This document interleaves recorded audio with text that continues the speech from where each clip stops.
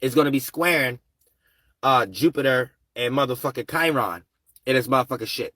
So we're going to have to learn. Anytime we got a square energy, it's to learn. We're going to have to learn how to deal with our emotions and our experiences, because our emotions may not be on the same time as our experiences.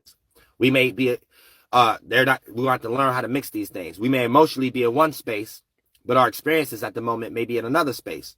And we may emotionally feel like we want to be in another space, and that we may have to learn how to blend these things so we don't manifest seconds, minutes, and hours to accumulate negative situations from being in this space. Then it's going to be squaring Chiron also. So we're gonna have to learn emotional intelligence, learn how to not make emotional mistakes. An emotional mistake is you observing a situation in a way that it's not really is. And sometimes we get help from this based upon manipulation or however the case may be, but observing a situation how it may not really be, how it may not be, and emotionally believing it as a spirit, going inside of it and believing it and things of that nature. And then for the most part, this is not having emotional intelligence and shit like that. And you can manifest a mistake during this particular time, believing an emotion that may not necessarily be that energy externally, wherever you're attracting that emotion from. And then once you start to direct your actions around that emotion, then for the most part, you're going to start to manifest seconds, minutes, and hours of practicing faith with works and shit like that. Shit. But yeah, Chiron and Aries, that you could, your mistakes, you got to make sure you have emotional intelligence so you don't make mistakes. Because if you don't have emotional intelligence, that basically means anytime you believe an emotion that you extracted via person, place, or thing in the external world, but you developed your own thought and feeling on what you just received as an energy. And it may not necessarily be what the situation is. And you may be in that little limbo stage of not even experiencing a situation between you and that person, place, or thing, or that event to know if your feeling is true or not. So through that little stage, you end up using your mind for shit it ain't made for, to use it for seconds, minutes, and hours to manifest some more bullshit in your goddamn life, just to manifest an outcome that you was wrong and not be able to participate or go further in what you started to do. So you built more resistance between you and your goddamn energy. So you have to be careful of that. With the moon, full moon, squaring Aries. Now it's going to be in Chiron. Now, and we broke down Jupiter. It's also going to be sextiling Uranus and Taurus.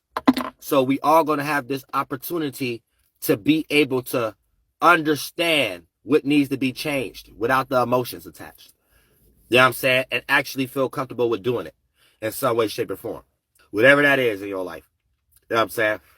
Regardless of the outcome, you know what you got to do spiritually. Yeah, so for the most part, with this motherfucking sextile energy, it's going to be sextile Uranus. So you're going to be reacting and responding to your fulfillments and unfulfillment based upon home, family, connection, vulnerability that can be shared or not, and emotional stability.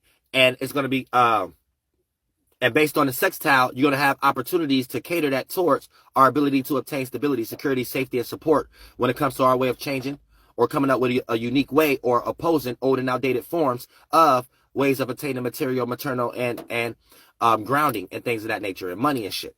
Based upon Uranus being in goddamn Taurus, we got to come up with a whole new way of obtaining security, stability, support, or shelter, or safety. And you could do it the negative way, being too changing, opposing, and rebellious, or you could do it the positive way, being unique and original and an individual. And when you're going too far into Uranus as being unique, original, and individual, sometimes agents around you and the world may make you feel like you're being opposing and rebellious, because there's no familiar outcome on something working based on whatever that you are showing the individuals at the moment. So if you're not strong enough, you will end up slide back in, rebelling against what demons are rebelling against and trying to be unique in their way. And it's not unique. It's just you being trendy again at the same time. So you have to be careful of that too. It's going to be in conjunct Saturn. So we're going to also have a misunderstanding on the reality of what help or harm us. We may develop so many energies and things of that nature where it's like we're still got a cloudy judgment on what person, place, or thing, or circumstance, or condition, or even living conditions for a lot of y'all would help or harm. And based on comfort zones, vulnerabilities, and things of that nature, you still may not know the difference between something developing in north and south node energies and separating that between, or knowing the difference between what help or harm you.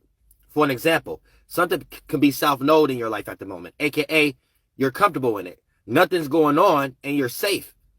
But for the most part, it could play out in the energy of it harming you. So it might be self-knowed and comfort, but as far as Saturn, it's harming you because it's also stopping you from your opportunities. Then you could be in a situation where you have something harming you, and it could be in vice versa in some way, shape, or form. When we start to talk about Saturn, you can have something that you don't know that you don't know, and you looking at it like it's harming you, but it's actually helping you. Because without that person, place, or thing giving you that energy, you won't spark that fire up under your own ass to go about and do what you necessarily need to do, because you know it ain't no going back to no old way of doing it anyway. And shit like that. So you really on your spiritual own anyway. Now,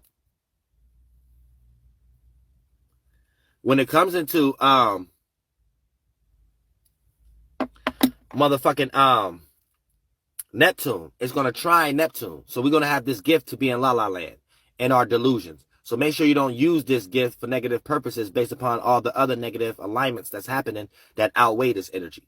Because it could play out positively, but when you got more other energies that's angling it negatively, then a lot of times what you think is positive will be received as negative if you're not aware as a spirit. So when you start to talk about it trying in Pisces, we're going to have this gift to be lost in our dreams, imaginations, and fantasies. But if you got the wrong dreams, imagination, and fantasies, you got delusions. And you're going to start to express it, and you're going to not appear to be in reality during this particular time. I got to break down Venus and Aquarius today, too. It's motherfucking shit for all signs. But for the most part, also in this motherfucker, and then, so yeah, it's going to try Neptune. So you got to make sure that you're not lost in the sauce in some way, shape, or form. Because you could have a wrong dream and imagination. And therefore, the energy that you're putting in is for no reason in some way, shape, or form. And it's not going to be catered towards your intent box that you're trying to direct and transmute shit. So you have to make sure that you're not doing something to prove something to somebody or something. You got to make sure whatever you're doing is for the goal. And remember, pardon me. And remember, it ain't what we do, it's how we do it. So all look like we doing the same thing. So you want to make sure you're doing it in God's way. So whatever you're doing that look like anybody else, you're transmuting something to go more in your favor because you're doing it in God's way in some way, shape, or form.